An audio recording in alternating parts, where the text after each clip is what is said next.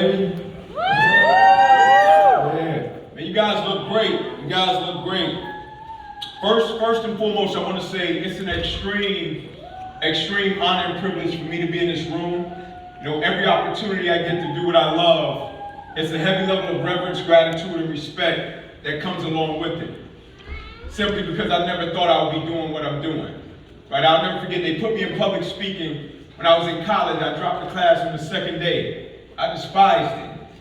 Right? I'll never forget, I was walking out of the door and the professor said to me, "Where you going?" I said, "Man, I'll never need that. I'm going to the NFL." He said, "You never know, you might need it one day." And so to be doing it for the past 16 years is confirmation that I was being guided by a source and by a force, God, that was a lot greater than me. And so every opportunity I get to do it, I understand on the other side of my words is somebody's life and opportunity to impact. And so I'm a big believer in intentionality, right? Being intentional with spirit, with disposition, with attitude, with approach, with process every single day, right? And so whether I'm in Atlanta, whether I'm traveling across the country, I start off every single day in a similar fashion. Right? When I'm in Atlanta, I'm home with my wife and I have 2 children. Got an 11-year-old son, 12-year-old daughter, 11 months apart, Irish twins. Give us a run for our money every day of the week. And when I travel, I keep my cards with me, right? It's quote cards. And so I want to read a couple to you so you can get a sense of what I'm speaking of. And the first one reads, with everything that's happened to you, you can either feel sorry for yourself or you can treat everything that's happened as a gift. Everything is either an opportunity to grow or an obstacle to keep you from growing. You get to choose. The second one reads, there are 2 primary choices in life. Accept conditions as they exist or accept responsibility for changing them. And the last one reads, never neglect the little things. Never skimp on the extra effort. That additional few minutes, that soft word of praise or thanks. That delivery of the very best that you can. It doesn't matter what other people think. It's of prime importance. However, whatever matters is that you can never do your best, which should always be your trademark. Never cutting corners, shrinking on responsibility. You're special. Act like it. You're special. Act like it. Yes. And so I'll never forget, guys, pre-pandemic, traveling a ton, different city, different state, different sectors, corporate, sports, education, and I had a trip scheduled to College Station, Texas. And I had a connecting flight in Dallas, right? And so whenever I would connect, I would always text, update my wife. Me and my wife, we've been at it since 5th grade, right? This is my girl, puppy love, whole 9, right? Sneaking at grandmother's back door like, it's my girl, right? We've been at it, right? Yay high. And so I get to Dallas, everything is going great. And I'm getting in line, and I'm pulling up my boarding pass. I send my wife a text. And as I'm pulling up my boarding pass, I'm inching forward, and I get to the gate agent. And right when I get to the gate agent, I go to hand him my boarding pass, and I look up, and I can see the pilot. And the pilot is walking off the plane, walking at a pretty brisk pace, and he had his briefcase in his hand. And right when he got next to me, I said to him in a joking manner, I said, "Hey brother, where you going?" I was like, "The plane that way." He was like, "Yeah, we hit a bird." I was like a little bird? I was like, "Yeah, a bird." I was like, no disrespect to the bird, but the bird gone, right? Like plain bird, that's no match.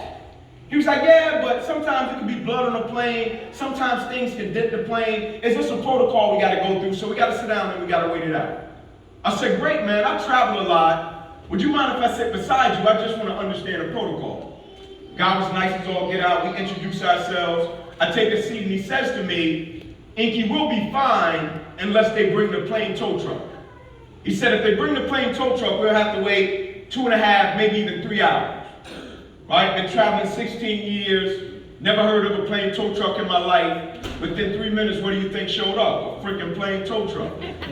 Right? 3 hours go by. We board a new plane. We get on the runway, plane starts to slowly pull off, pilot comes over the intercom, and he says, "Guys, I hate to inform you, but we have to go back to the gate." And everybody on the plane was like, "Yeah, my man's probably joking."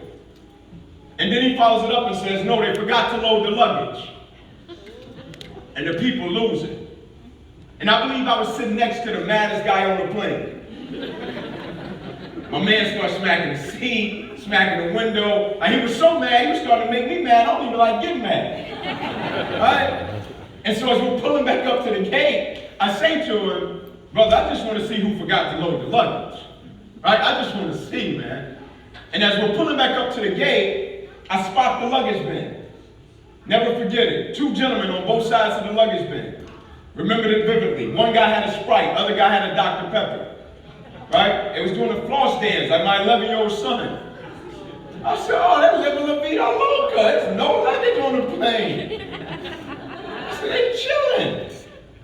And I said to the guy beside me, my challenge is not that there's no luggage on the plane. That wasn't my challenge. I said, my challenge wasn't even that we had been delayed. That's not my challenge. I said, my challenge wasn't even that we had encountered a level of opposition and adversity. That wasn't my challenge.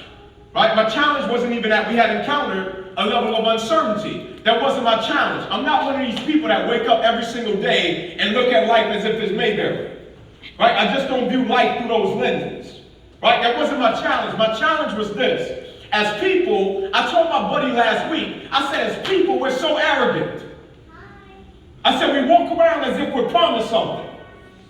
Right? Whatever the gift is, we walk around as if we're promised something. I said to my buddy last week, I said, man, this morning when I was taking my kids to school, I said, I rolled by so many accidents. It was storming in Atlanta. I saw so many accidents. And I said, man, I guarantee you, not one of those people that got in an accident thought when they left their houses that this morning when they were going to their respective workplaces or taking their children to school, I guarantee you not one of those people thought, man, this morning I could get in an accident and it could possibly alter my life. And so when you hear people say things such as, I'll get to it next week, I'm like, who promised you that? I'll get to it a year from now. I'm like, bro, who promised you that? Like, I'll get to it 2 months from now. I'm like, who promised you that? Right? I feel extremely privileged. I encountered an injury September 9th, 2006, and I was 8 games away from becoming a potential first-round draft pick. Had been chasing it from the time I was 7 until I was 20 years old. Right? Thought it was just going to happen according to my plan. When I was a kid, I said, man, I want to go to the NFL so I can get my own bag one day. Growing up in the city of Atlanta, 2-bedroom home, 14 people. Right? Coming up, mother had me at 16, working a double shift at Wendy's. I started out with the dream in the street, playing tackle football, light pole to light pole, and just thought to myself, Juan, that, man, I want to go to the NFL, it's going to happen and manifest just because I work hard. And life brought me really close to it happening. Talking about gave everything I had to it. 8 games away, had the paperwork that said it was about to happen. And I went out one day and did something that I knew how to do 10, 20, 30 different ways, and for some strange reason, the outcome was totally different. And so when I say to him, my challenge wasn't even that we were delayed, it wasn't. My challenge is this. If we're not careful as people, we can get caught up in the monotony of life, and we can treat things such as, oh man, if opposition arises, if adversity arises, if a challenge arises, I'll just be ready for it and I'll rise to the occasion.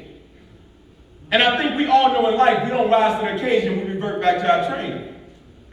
Meaning the individuals that we were prior to the opposition, prior to the challenge, prior to the controversy, prior to the adversity, that is the individual that's going to show up in the midst of it every single time. That's why the quote says you judge the true character and caliber of a person not by where they stand in times of comfort and convenience. You judge the true character and caliber of a person by where they stand in times of challenge and controversy. You can't measure character without it. Everybody know what to do when they get what they want. A baby will smile if you give them a snack. Like everybody know what to do when there's money in the bank. Everybody know what to do when they close a deal. Everybody know what to do when their plays in their favor. Right? But whether I grew up in a 2-bedroom house with 14 people or you grew up in a 14-bedroom house with 2 people, when we came into this world, the doctor, the physician can come to us and say, hey man, you're beautiful, you inherit character. They couldn't give it to us. Character has to be cultivated through opposition, through adversity, through successes, through failures, through highs, through Lowe's. I used to tell the guys I played football with, I don't care how tall your daddy is, you got to do your own grooming. It don't matter. If you look like Tarzan and you hit adversity and we find out you Jane, it don't matter. Like outward appearance, cats look the part, right? But you never know until adversity, opposition, or challenge is present. And so the reason I feel extremely privileged, every single week somebody comes up to me and they say to me, Inky, be honest with me. You said you wouldn't change, what happened to you? I'm like, I wouldn't. Like, come on, man. If you could be in the NFL right now making millions of dollars, you wouldn't change it? I'm like, I wouldn't change it for nothing in the world. Like, come on, bro. You got a paralyzed right on my hand. I'm like, I know, bro. I live with it every single day. I'm well aware. They're like, what about the atrophy? Like, par for the course, man. And they always say to me, why? Why wouldn't you change it? Right? Because for most people, when adversity, opposition, or unfortunate situation is present, their perspective goes to a space and place. Well, what did you lose? Right? What did you have to sacrifice? What did you have to give up? What did it cost you? Right? In the Bible it says obedience is better than sacrifice. But as people, what do we do first? We judge the level of sacrifice without first being obedient. Right? If we got a goal, a dream, an aspiration, desire, something that we want to accomplish, the good book says obedience is better than sacrifice. But as people, what do we do first? We judge the level of sacrifice without first being obedient. The first thing I said when I made the decision to speak, I said, I just want to be obedient. God, send me wherever you want to send me. And he sent me to a field in Mississippi. 15-hour round trip driving. And everybody said, he's going to speak. Man, he's going to be great. He's going to speak. This was my first ever speaking engagement. And I pull up in the backwoods of Mississippi. I'm from Atlanta. I'm from downtown Atlanta. I'm from the city. And I'm in rural Mississippi. And I pull up on this property and there's land everywhere. And I'm driving and I see strobe lights. And I'm in a place that looks so sketchy, I start to call my cousins back home. And I'm like, hey bro, if y'all don't hear from me in a couple hours, like this is where I'm at. Y'all come get me. Like I'm in one of them spots. And then a man came out from behind a barn. He greeted me. He's like, hey man, this is my property. Nice as all get out, man. Great spirit about it. He said, man, I'm the one that put on this event for these kids in my community. He said, I just wanted to do something great for them, man. I said, man, that's pretty cool. Thanks for the opportunity. I spoke. I got home 3 in the morning. My wife waited up for me. I walked through the door, Juan. When I walked through the door, my wife was so excited. I finally found purpose. My wife said, hey, how did it go? I said, babe, it went great. I said, it was amazing, man. You should have seen the kids. We was here, they was doing this. It was amazing. She said, okay, great. I was just starting to speak, so I didn't have a contract. I didn't have a writer. I didn't have an honorarium. I didn't have stipulation. I didn't have anything. It was my first engagement. So I'm telling her how it went, and she said, okay, great. What did they give you? What did they give you? They paid you? What did they give you? What you get? I said, they gave me this cool coffee mug.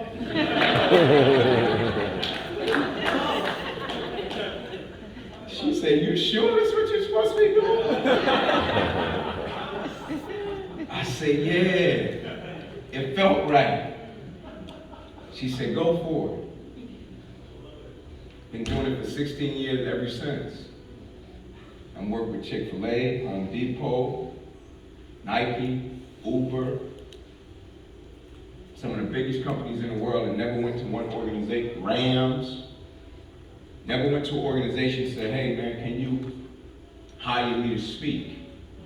The obedience started in the field in Mississippi with some kids and strobe lights. In a place that was so sketchy that I called my family and was like, hey bro, if y'all don't hear from me, it's where I'm at, come get me. Obedience is better than sacrifice.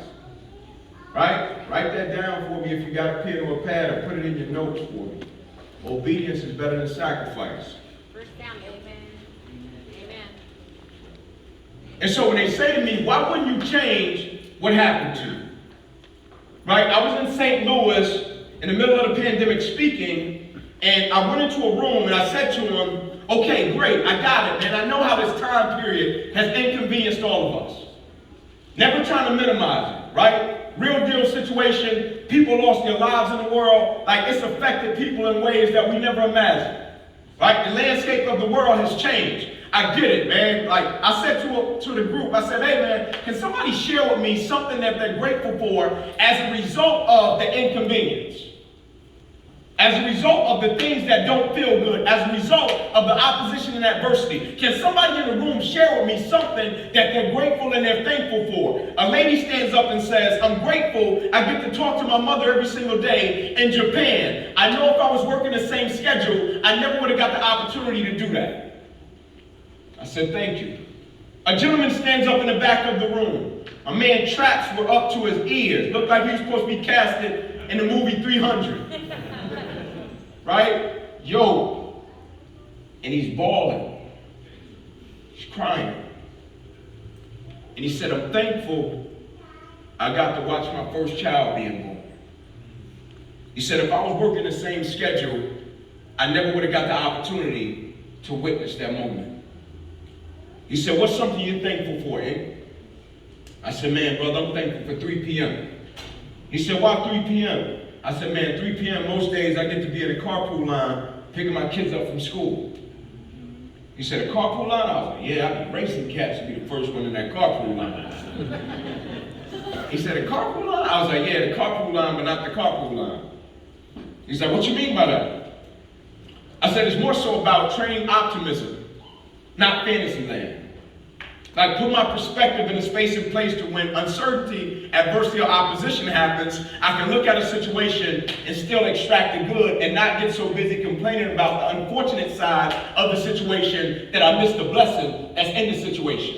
What do I mean by that? In other words, my arm and my hand is paralyzed, my heart isn't. My arm and my hand is paralyzed, my work ethic isn't. My arm and my hand is paralyzed, my dedication isn't, my commitment level isn't.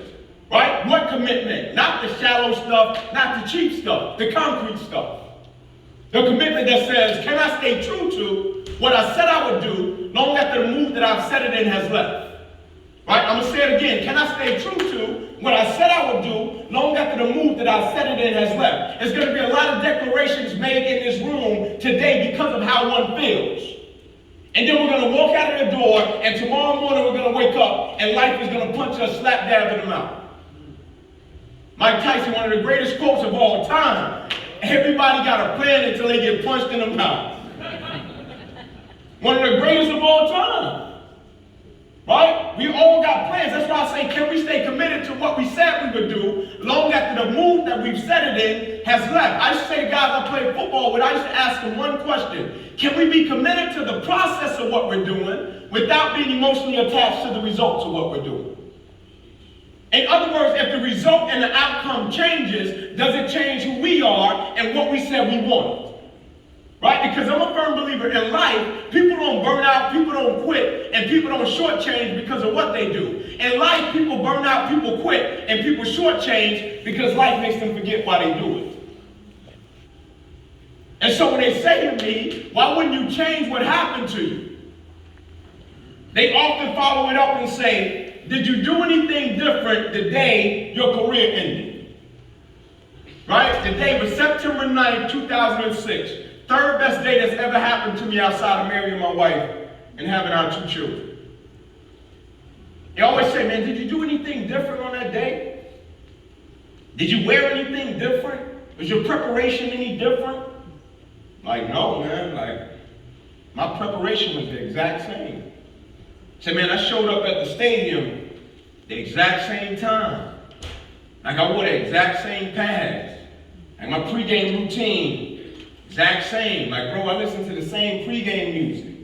At Phil Collins, I can feel that's my joint. Like, coming in the air tonight, I listen to that joint right now, I get jacked. Right? Listen to the same music. But for some reason, on that day, the outcome was totally different. There's something that I literally did every single day like clockwork, got 8 games away from it manifesting, but for some strange reason on that particular day, September 9th, 2006, fourth quarter of a game, 2 minutes left, playing against the University of Air Force.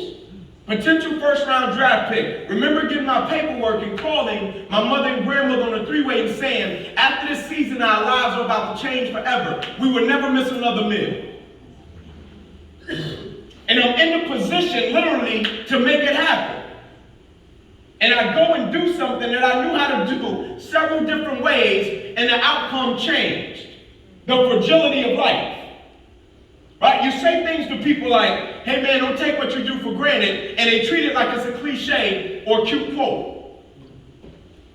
Right? You say things to people like, hey man, be grateful for your people, and they treat it like it's a cliche or it's a cute quote. Right? The most valuable possession that we got on the face of this planet is people. Right? You think about the X factor, and whatever we do, the places we do business at, the places that we go, the X factor will always be people. Right? Why do we go to the places that we go? People. Why do we buy into the services that we buy into? People. The quote says it. People may forget what we do, people may forget what we say, but people will never forget the way we make them feel. Right? You value people. The law of reciprocity. In life, you get what you give. Can I tell you a story real quick? Me and my son was coming home a Saturday morning. We went to a workout. We go early, workout, we're coming home, it's storming in Atlanta, we're getting off on our exit. Our exit in Atlanta is on a ramp. And so as we're getting off on our exit, we're approaching a red light. And as we're approaching the red light, I start to slow down and the 18-wheeler comes by me. And it pushes a lot of water my way. And so when it pushed the water my way, I was driving the truck. My truck did a slight shift. And when it did the slight shift, I thought it was just a slight shift. But my truck kept going. And I started to spin, and I was in a full-blown hydroplane. And so as I'm spinning, I'm like, no, man, like, God, no. And I'm spinning toward a retainer wall. And my truck is higher than the retainer wall. And I'm like, man, if I don't stop spinning, I'm gonna hit this retainer wall. We're gonna flip into oncoming traffic. And so as we're spinning, something hits my spirit and says, Ink, let go of the wheel. I said, God, I can't. I drive with one hand, God. This is all the control I got. And I was like, I can't do it, man. And we spin, and it hits my spirit again. Let go of the wheel. Right? Because as people, what do? We feel fear, we contract. Right? We get tight, we want to control situation. What drives fear? When we don't know enough, right? We get tight. And I looked at my son, and my son says, Dad, I feel like we're about to die. And when he said it, I let go of the wheel. We spin, we hit the wall. When we hit the retainer wall, truck flips in the opposite direction. Flips, lands upright. Jump out of the truck, I run around, grab my son, check on him, grab my phone, I call my wife, tell her where we are, say, hey babe, me and Ink just had an accident, we're here. She's like, I'm on my way. And I check on my son, and I look at him, and I'm like, Ink, man, we gotta get out of this rain, man, we gotta find us a spot. And so we're literally looking across the highway for a spot to go to get out of the rain. And so as we're looking, cars are driving by. And cars are going, and we're looking, and a white car pulls up. And the gentleman rolls his window down. When he rolls his window down, he screams out, hey, Ink, you good? I was like, yeah, we good. But to my recollection, never seen this guy a day before my life.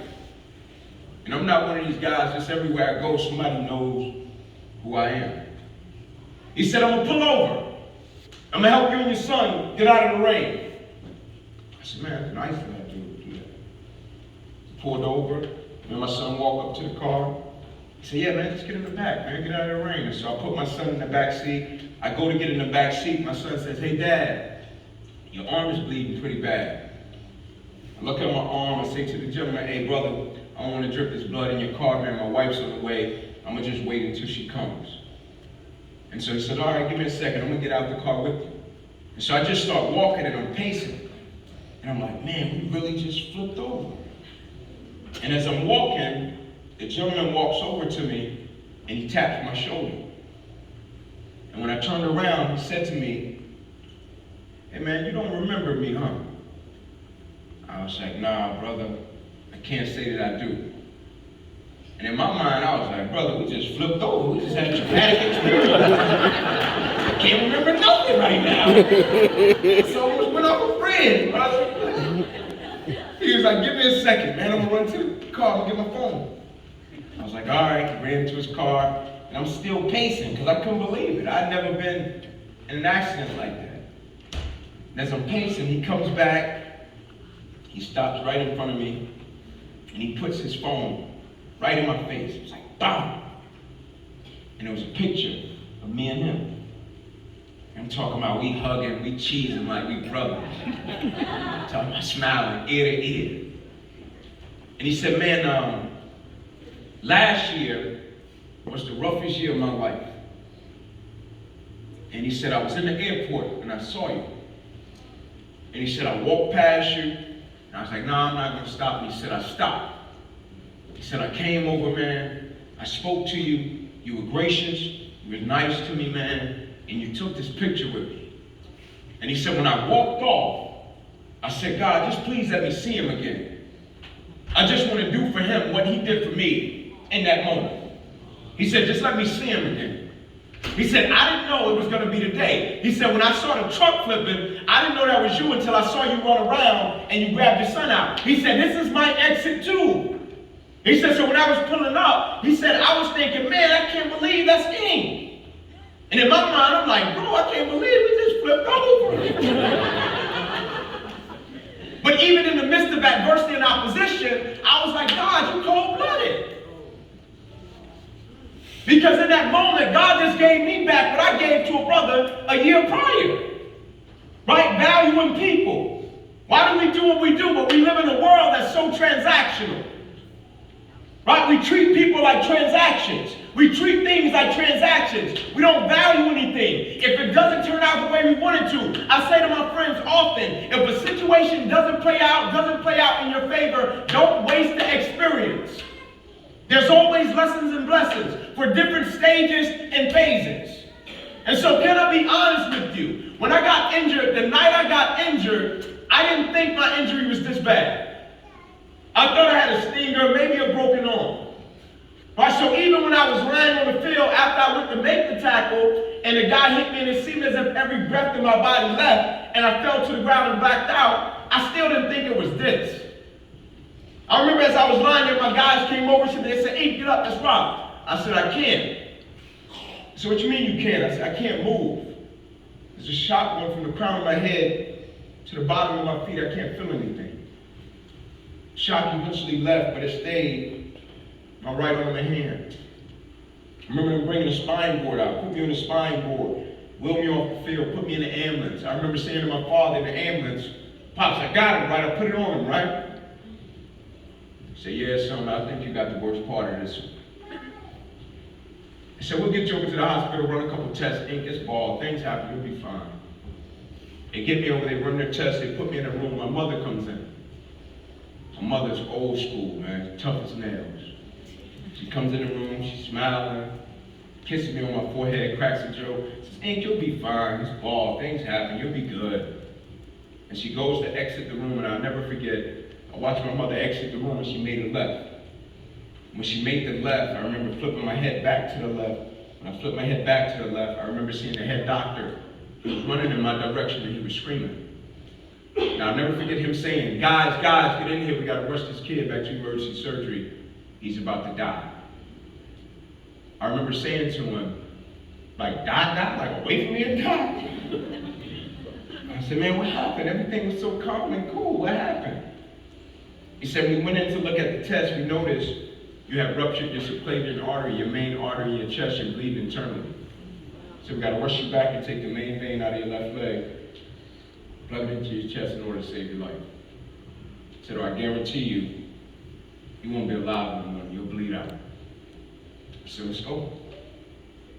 And the next morning I woke up, I had 6 incisions down my left thigh, 1 incision across the left side of my neck, 1 across the right, twice to my right ribs, cut out my right pec, bottom of my armpit to the bottom of my hand, 350 staples in my body. They had bandaged me from my neck to my knees. A week prior, I had just made strength and conditioning All-American. Just sitting in the hospital, and I had no feeling in my right arm, had no feeling in my left eye, had no feeling in my back, had no feeling in my upper torso area. And I remember the doctor saying to me, hey, Inky, man, if we could just get you to ADL. I'm like, ADL, what's that? He said, assisted daily living. I said, what is it? He said, if we can get you to a point where you go to a grocery store and you put a grocery bag under your right arm, that'll be a plus for us. He said, if we can get you to a point to where we heard you were right-hand dominant, if you can hold a pencil and you can write on the 3rd to the 5th grade level, that'll be a plus for us. He said, but your coach wants to speak with you. And my coach comes in, Philip Fulmer, and he says to me, Inky, something traumatic has happened to you. He said, we want to unenroll you, send you back home to Atlanta, let you be around family and friends, like to process all that's happened. I said, Coach, I greatly appreciate it, but I'm not going back to Atlanta. He said, yeah, but you can't play. I said, I get it. I said, but can you get me a Dunjoy sling and a Velcro strap? He said, why? I said, so I can finish what I started. He said, Inky, you can't play. I said, this isn't about a game. He said, what is it about? I said, when I left Atlanta, Georgia, I didn't say to my mother and my grandmother, I'm going to be the first one in our family to graduate college unless my right arm and hand gets paralyzed. I never said that. I said I was going to graduate college.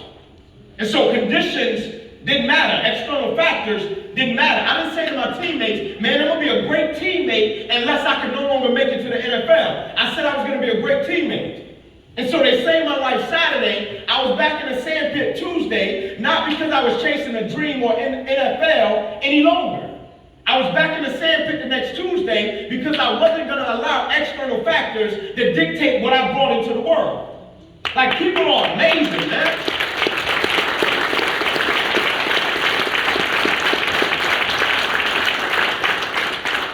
I tell people often, man, people are amazing, man. Like, people are incredible, man. And I often say to people, it's not that people don't possess and have what it takes, it's that oftentimes we don't realize it's going to be things we encounter, and it's going to take everything we got. Right? I was always taught when you hit adversity, opposition, or challenge, uncertainty, you figure out how to process it, you turn it around, and you use it to add value to every environment you go into and every person's life that you come in contact with. They saved my life, and I went back to class the next week. They saved my life, and I went back to practice the next week. They saved my life, and I went back to my routine the next week. Because it wasn't about a situation or a circumstance. I still got my degree. As a matter of fact, I got a couple of them, and I went to disability services, and I learned how to write with my left hand. Character is not something that can be judged when everything goes great. Character is not something that can be measured when everything falls into place. Now, can I be honest? Like, go heavy, right? Like, go ahead. I love that statement. All right, and people see it, and people often ask me about go heavy and how it manifested, and I got to tell you, right? I'm Southern Baptist, so I see the clock, so I got to be respectful. All right? But I got to tell you how it happened. Like, my recipe has been the same my whole life. Perspective drives performance. How you view what you do affects how you do what you do. My recipe has been the same my whole life. Figure out how to use adversity and opposition to add value to every environment you go into and every person's life that you come in contact with. My recipe has been the same my whole life. But a lot of the situations and circumstances that I've encountered has happened as a result of being my son. And so I'll never forget when I bought my first property. We bought it, right? We prayed for a big backyard. That's what me and my wife wanted. When we got our first house, we just wanted a big backyard. Right? That's all we wanted. Big backyard. My wife, I talked to her, babe, what you want when we get our first house? What you want? I just want a big backyard. I was like, cool, that's it? Yeah, I just want a big backyard. Right? We ended up getting 20 acres. We got a big, big backyard. Got 20 acres. Nice piece of property. Right? So that Christmas, we stoked. Talking about, we excited. We got a little land. Right? I want to surprise the kids. I want to surprise the family. I go out and get four-wheelers, ATVs. Right? I want to surprise the family. So I go get the four-wheelers. I park them over on the other side of the garage. We get up Christmas Day. We're going into the main room to look at presents. As we're going into the main room to look at presents, my son looks out of the window and he sees them. And so my son sees them. My son's like, Dad, let's go out to the little four-wheeler little bike things. I'm like, you sure you want to go out with mommy and grandma? He's like, no, I want to go out. I want to go ride. I was like, okay, cool. Go tell them what we're doing. And so we go out and the girls come out.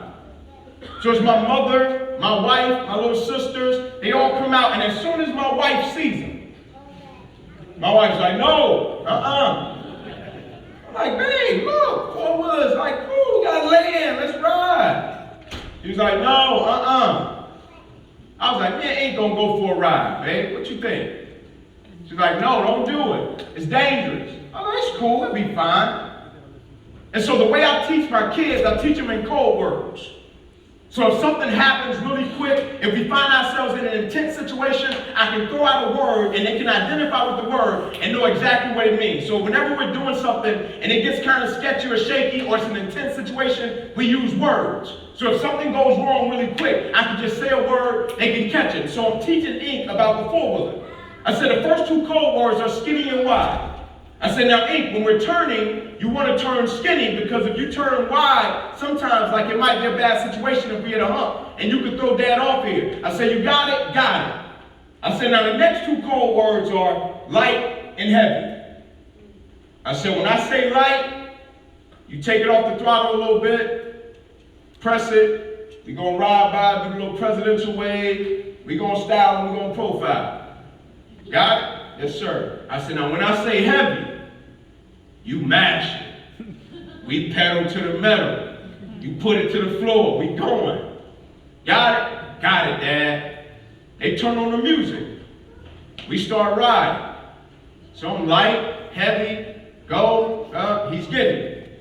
All right? Wide, he's getting it. He's riding. But he's a young boy. So he gets arrogant really quick. And he thinks he's mastered it. And so we're riding and we hit a hump. When we hit the hump, I say, hey, Ink, let it go. Like light, Ink, light. He mashes it and he turns it. When he turns it skinny, he turns it really quick. When he whips it really quick, it throws me off the back. And so as I'm in the air, I hit the ground. I roll. When I roll, I look up. My son has hit the ground. Four-wheeler hit the ground. Right? I look at my son looking up in the sky, he's looking for God, right? I'm in here panicking. And I look in the distance, and my wife, she coming. I'm talking about she in a full-blown sprint, like from a movie. I'm like, oh no, it's bad. I get up, right? I run over to the four-wheeler, I stand it up, I grab my son, I'm like, bro, shake out of it, bro, snap out of it, snap out of it. Right? He got a little cut on him, right? Like, snap out of it, bro, let's go, let's go. I said, because if my wife makes it over here, she gonna make you think you got shot 25 times, right? And my wife coming. But we on 20 acres, so I got a little time. Right? So I grab him, I dust him off. I sit him on the seat, right? I sit on the back of it, right? I say, hey, crank it up. Cranks it up. I look at my wife. She's still coming. I said, hey, go. He was like, Daddy, you want me to leave Mommy? I was like, you don't know what Mommy about to do when she gets here. I said, go heavy. He mashes it. We spin out. He's gone. He screams out, Dad, this is the best thing ever. I said, I know, buddy. I said, now take it back up where Grandma and Mommy is. We're going to park it. Right, we pull back up where they are and they start grilling me. Why did you do that? Right, why didn't you just stop? You always on this, you get knocked down, you get back up. Now they giving it to me. They don't reverse engineer the motivation. Right, they light me up. Why did you do that? It's dangerous. Why did you do that? I was like, because if I would have let him just stay on the ground, that moment would have paralyzed him for the rest of his life. The adversity, the opposition, the impact of the moment, it would have paralyzed him for the rest of his life. It wasn't about my wife. It wasn't about the four-wheeler or the ATV. That moment wasn't about that. That moment was about teaching my son, when life knocks your butt down, you get back up and you go heavy on it. When life puts you in opposition, you get your butt back up and you go heavy on it. Right? When life puts you in a level of uncertainty and adversity, you get your butt back up and you go heavy on it. I just want one thing from you, man. As gifted as you are, as talented as you are, as skillful as you are, as great as you are, I just want one thing from you, man. Every single day, in everything we touch, in everything we do, let's never allow life to make us forget why we show up and why we do it. Not just the regular why, but a transcending why. A why that transcends situation, circumstances, adversity, and opposition. People don't burn out and quit because of what they do. People burn out and quit because life makes them forget why they do it. That's my time. God bless you.